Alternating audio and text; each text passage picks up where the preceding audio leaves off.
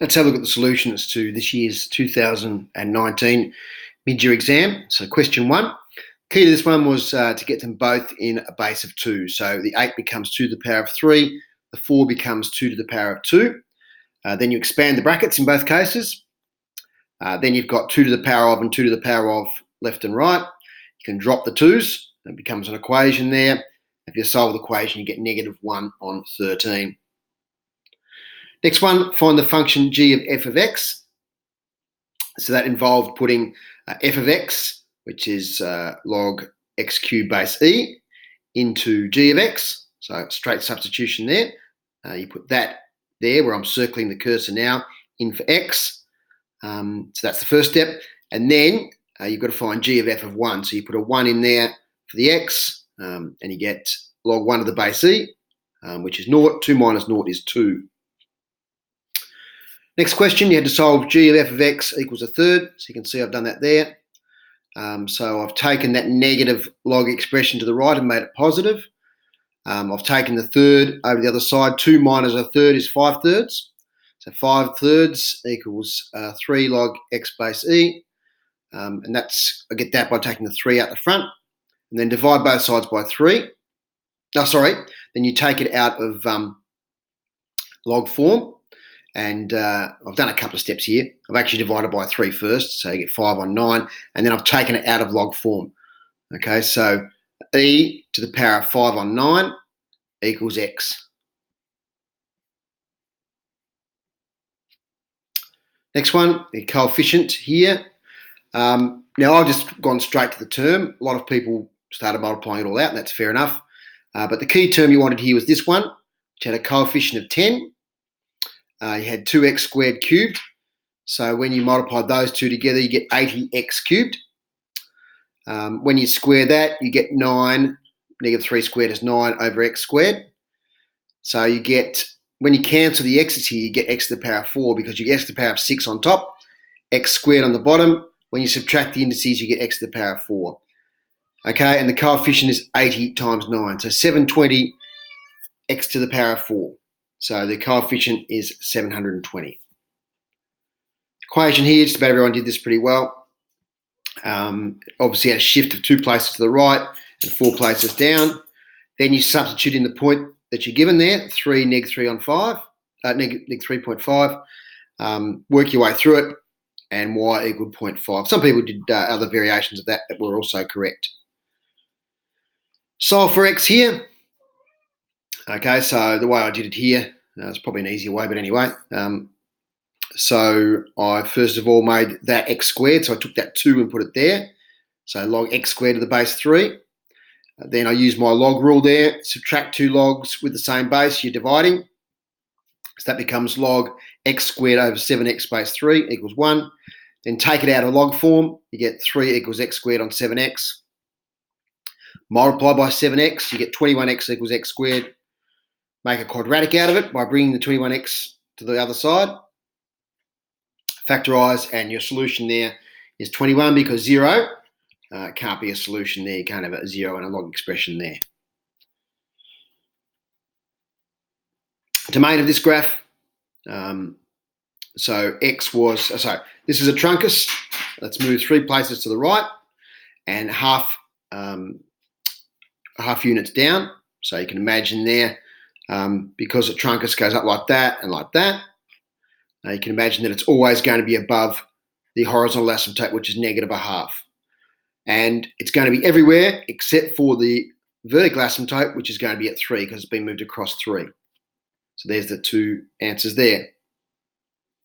Here, some people got the wrong reflection here. The negative inside the bracket is a reflection in the y-axis. So you can see here I've done the black line first, where I've just reflected the original in the y-axis. So shift everything from left to right. And then it's just a matter of taking every point down 3 places. Every point on the graph goes down 3 places, hence the red graph is the answer there. Now, this is an interesting one, because you've got to imagine, and I probably should have done this on the solutions, but you've got to imagine when you draw the domain of this, it's going to go sideways. And the largest continuous domain, where you've got no doubling up. So the only way I could get no doubling up, or the largest, when I say doubling up, I mean when I get the vertical line test. So if I just drew that side on as is, you can imagine my horizontal line being a vertical line. I'm crossing in lots of double places. But if I restricted the original graph just to that bit there where I'm tracing the cursor now, just between -2 and 1, okay, so if I took off the left-hand side here and the right-hand side, I would actually get a function, because if I turn that section where I'm tracing now side on, okay, swap x and y over, I get a inverse that exists. It is a function, f minus 1x exists. That's the largest of the original where it actually exists, because it's 3 units. If I restricted it to -4 to 2, that's only 2 units. Okay, so that there turned side on would give me a function, and that there turned side on would give me a function as well. But that's only, 1.2 unit. 1 unit there. So this one here is 3 units. So -2 to 1. If I turn that graph side on and just limit it to that, I'll get a function, and that's the largest domain in the original where I can actually do that. See me about that one in class. I probably should have drawn that graph side on to demonstrate. This was quite well done, except for the endpoints. So it says here, and we talked about what this means. That means draw this graph between x values -2 and 2, which meant you had to find the endpoints, which means you had to put -2 in for x and 2 in for x to get those endpoints, -2, 19, and 2, -9.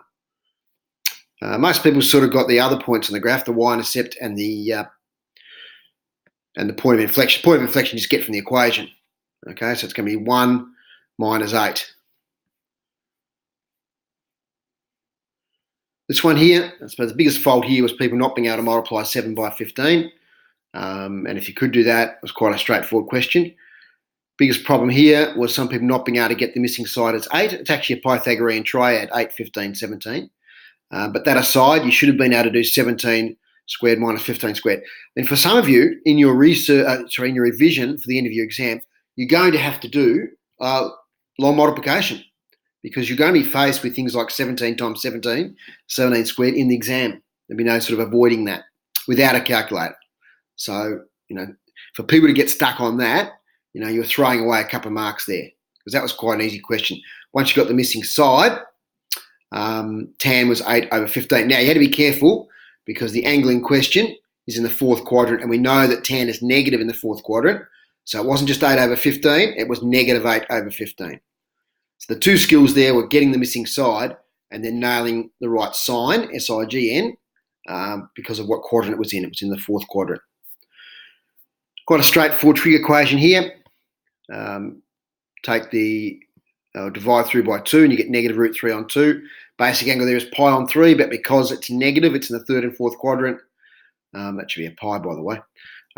So then you get your two solutions in 3rd and 4th quadrant. And it's between 0 and 3 pi. So if you went around again a second time, you wouldn't, there's no solutions in the first two quadrants. So here we've got 0 to 3 pi, which is the normal 0 to 2 pi, plus another first half, okay, or another 0 to pi. There were no solutions there between 0 and pi. Hence, if you go around another half rotation, you're not going to get any new solutions. So that's why there were the only two ones there. Please bear in mind that should be 4 pi on 3. Sorry about that. Okay, so this one, the key thing with this is that it was a -2. Okay, so a lot of people got the amplitude is 2, going between 3 and -1. But half of that is 2. But it was actually a trig graph or neg trig graph that was shifted to. So you can imagine there's the halfway mark. There's the average, sometimes called, this trig graph, and it starts to go downwards. See there? So that means it's -2. And then you get the 3, 2 pi over n. Okay, we can see that the period here for the graph is 2 pi on 3, from there to there, one full wave. So period, or n, sorry, if you swap them over, n equals 2 pi divided by 2 pi on 3, n equals 3. That question was quite well done. So this one, this is a real early one, just to just test whether you can use the table or not really. All you had to do is read those values off the table. That was quite well done. When I say the table of values on your information sheet. Threw this one in because it was degrees, but most people were able to do that conversion. So that was second quadrant. That angle was fourth quadrant. Got the two values for sine and cos. They're both positive because sine is positive in second quadrant and cosine is positive in fourth quadrant. And I mentioned in class, I think everyone was there, but this last bit was not well done. So when you multiply fractions, you times the top two. Root 2 times root 3 is root 6. And 2 times 2 is 4.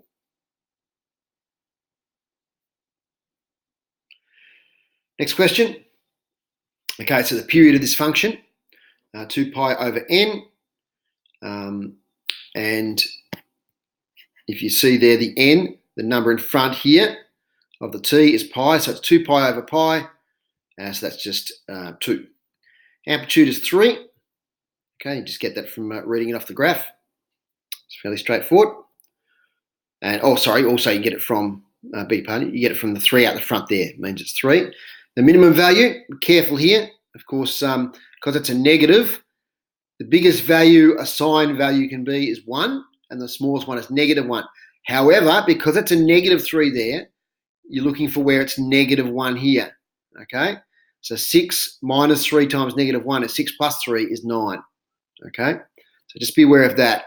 Sometimes it's the -1 value that gives you the maximum if you're timesing two negatives together. You can see I've done it there. It's not 1 because 1, in that case, would give you the minimum value because of that negative there. I think only one person in the class got this because you had to get the translation. You had to factorize that bracket. Remember, you've got to get the dilation factor out the front of the bracket. So when you divide or take pi out as a common factor, you get pi times t, pi times -1 over pi. So it's -1 over pi units to the right. Okay, sketch this graph. All right, so we had to sketch between -3 and 3. So it's period, pi over n, it's pi over 3, which is 3. So normally with a period of 3,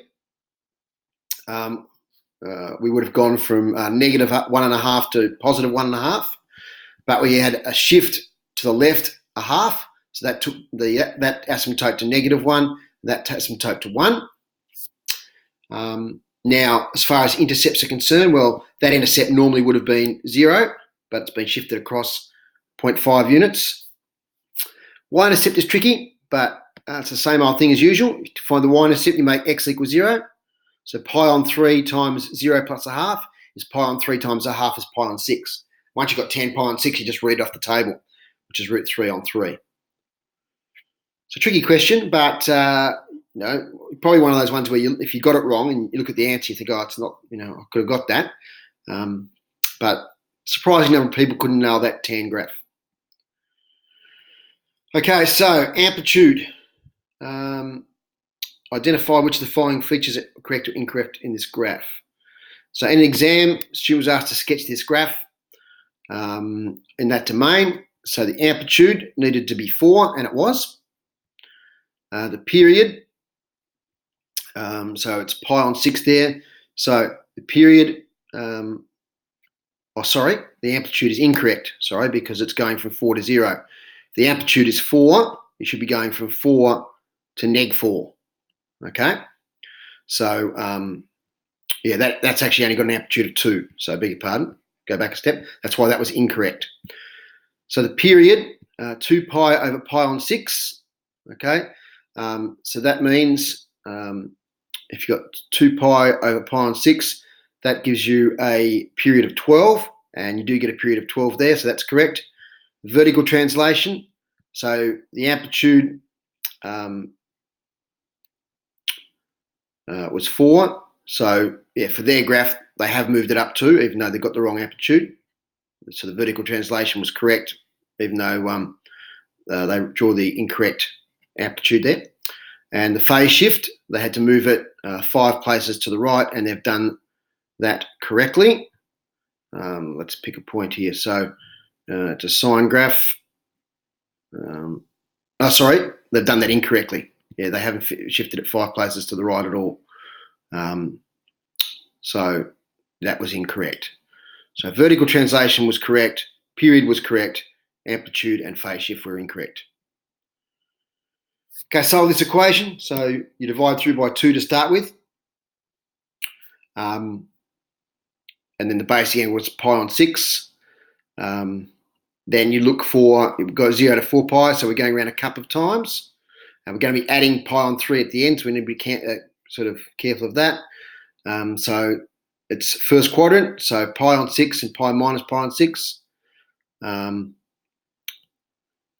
then you go around a second time, 2 pi plus pi on 6, 2 pi plus 5 pi on 6. There we go. Then we add pi on 3 to each of the solutions. Now, when we add pi on 3 to 17 pi on 6, that actually takes us out of that domain. So you can see I've dropped that answer now because I've realised if I add pi on 3 there, I'm actually going to go beyond the 4 pi. Because 17 pi on 6, no, that's wrong, sorry, that's wrong. I dropped it there, but I shouldn't have. I brought it back in. For some reason, I didn't put it in that line. Beg your pardon. So that's okay. Yeah, there's something missing there. So we get the 4 solutions by adding pi on 3 to each of them, including 17 pi on 6. And then the last step, we actually have to cancel down there. And some people lost a mark there or part of a mark for not cancelling down. So be aware of that. Sorry about that. I'm not sure why I dropped that one off. Okay, on now to the calculus. People did this really well, so I won't spend long on it. People realised that the intercepts of f dash x were the maximum or minima. So I've done that pretty well, so no problem there. I'll mark this up as you can see to start with. I'll mark up this one, but this one was just basically testing your skills at getting derivatives. That one's obvious, 15x squared. This one, you had to take the 2 out the front, multiply by the coefficient of x, which was -1. So 2 out the front, multiplied by -1 gives you a +2, and then the index on the bracket gets reduced by 1, from 2 back to 1. Here, you multiply this by -0.5, you get -3 on 4, reduce the index by 1, you get -3 on 2. And then I've just taken that through. I've taken that -3 on 2 to the bottom and then converted it to 4 and the square root of x cubed. And I've expanded the bracket there as well here. Fully factorise your answer here, right? So I've sort of used the old chain rule here, or the shortcut. So I put 3 out the front, multiplied by the derivative of the bracket, okay? And then the bracket reduced by 1. And I did 2 steps in one here. I reduced the bracket by 1 and I did a little factorising of the bracket, okay? So then when you do that, of course, when you when you expand this squared bracket, it becomes x squared and x minus 6 squared. I've taken 2 out of here, and put it multiplied by 3, and we get 6 outside of x minus 3. So then if we bring it all together, we get 6x squared times x minus 3 times x minus 6 all squared. Okay, this is the old derivative of the bracket over the bracket. I've just done that there. So we did this one in class. There's a big hint the other day before the exam. And you make tan x equals sin x over cos x. And then when you apply the quotient rule, you get cos squared plus sine squared plus cos squared, same thing. And we know that equals 1, so it equals 1 over cos squared. So basically there it's the application of the quotient rule and knowing that cos squared plus sine squared equals 1. First principles, I won't spend much time going through this. I made a little error there. I fixed it up later on. It's quite a simple one for first principles. So I've put in x plus h for x in those 2 places to get my f of x plus h. So I've done that sort of separately there. Then I've woven it in here, remembering when you minus f of x, you bracket it. And you've got all your cancellings, etc., and you end up with 6x minus 1. Remembering that you know what you're aiming for there. So that's important that you can get there. So gradient of the curve at that point, so you've got to substitute x equals 2 into the derivative. Now with the derivative, I've put that 4 out the front of the log, and then applied the rule that says it's the derivative of the bracket over the bracket. That gives us 16x over 2x squared plus 1. I end up with 32 over 9 there. So there are the solutions. for part 8. Hope you enjoyed that.